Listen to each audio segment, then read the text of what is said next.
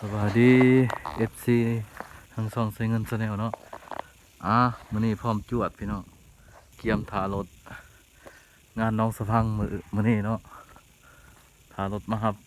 เกียมพร้อมแล้วทีมงานมึงเอาไว้เนาะปีนี้ใส่เทอร์โบเด้อพี่น้องเด้อปีนี้เด้อโอ้ตู้น้อยสิพาไปเบิ่งตู้ลายอะไรพี่น้องเกียมพร้อมแล้วพี่น้องงานโว้นทั้ง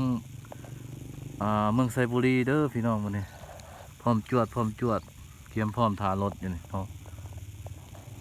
ถ้าในสนอกสนใจติดต่อครับใส่งานแก้วงานดองขึ้นเฮือนใหม่ใส่กระเบื้องงามพี่น้องติดต่อมาได้เด้อราคาจับต้องได้เนาะออกทางมันดีมันจังไวเนาะเรียบร้อย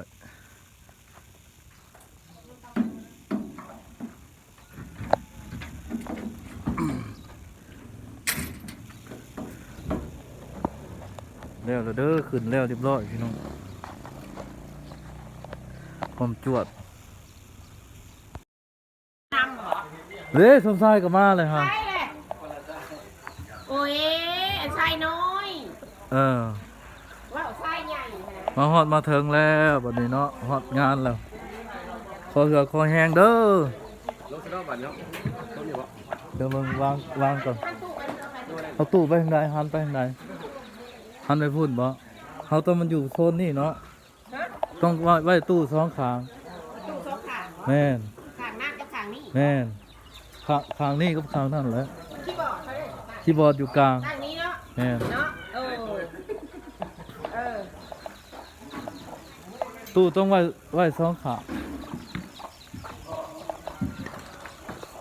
อาจารย์ได้จะกินข่าวแล้วชายเนาะ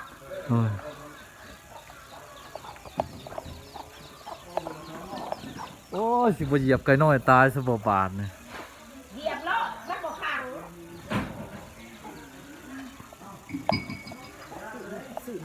แม่นซื้อใหม่